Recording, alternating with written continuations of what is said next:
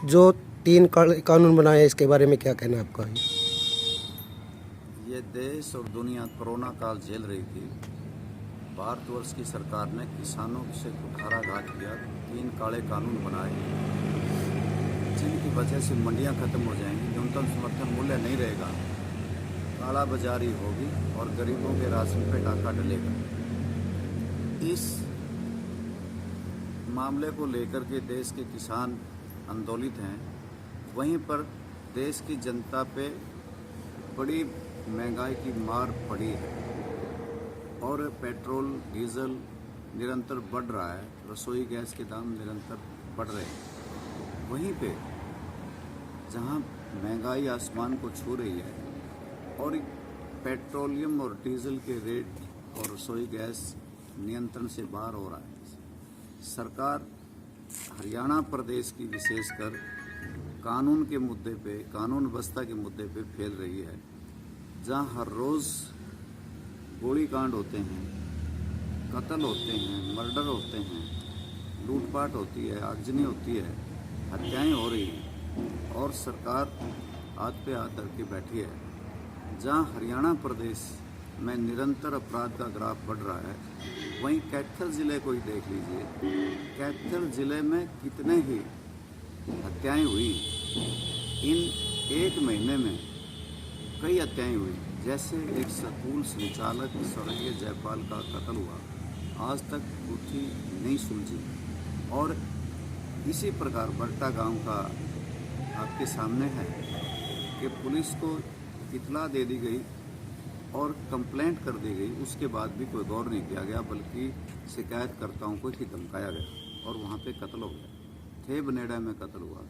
ठीक उसी प्रकार से आपको पता है कि कल कलैत बंद था, 20 दिन में 3 बार गोलियां कलैत छोटे से कस्बे में चली और किस प्रकार से फिरौती मांगी जा रही है, किस प्रकार से यहाँ पे व्यापारियों को तंग किया जा रहा है और किस प्रकार से गोलियां चलाई जा रही हैं। यहाँ पे पुलिस की और प्रशासन की विफलता है और सरकार हाथ पे हाथ धर के बैठी है।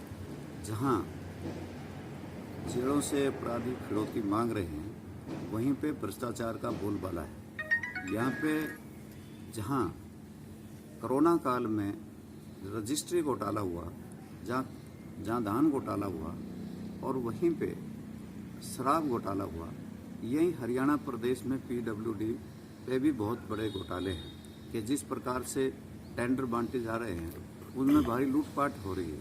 और अब पंचायती राज सिस्टम में भी आप देखेंगे कि एडमिनिस्ट्रेटर लगा दिए गए और सभी सरपंचों से कहा गया वो अपने बस्ते जमा करा दें और ये भी कहा गया कि अब एडमिनिस्ट्रेटर काम करेंगे। एडमिनिस्ट्रेटर के माध्यम से सरकार लूटने में लगी हुई है। पंचायती राज के चुनाव जानबूझ के नहीं कराए जा रहे, क्योंकि ये इन्हें लगता है कि पंचायतों के अगर चुनाव होंगे तो पंजाब में निकाय चुनाव हुए, जिस प्रकार से इनकी पंजाब में फजीती हुई है, ठीक हरियाणा प्रदेश में भी पंचायती राज में इनकी अगर चुनाव होते इनकी फजीती होगी। इससे बचने के लिए इन्होंने इस प्रकार से ढील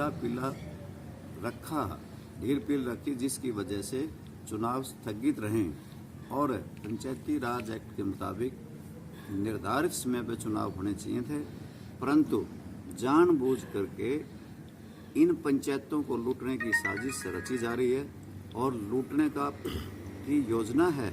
और ये लूटेंगे कि पंचायती राज में आया हुआ फंड, गाँव का पैसा किस प्रकार से हड़पा जाए। एक ठेकेदार, एक ब्लॉक की फैक्ट्री, उन्हीं को टेंडर दिए जाते हैं और लूट लिया जाता है। और हरियाणा प्रदेश की सरकार केवल एक मंत्री को लूट की छूट दे करके इस शासन को चलाना चाहती है।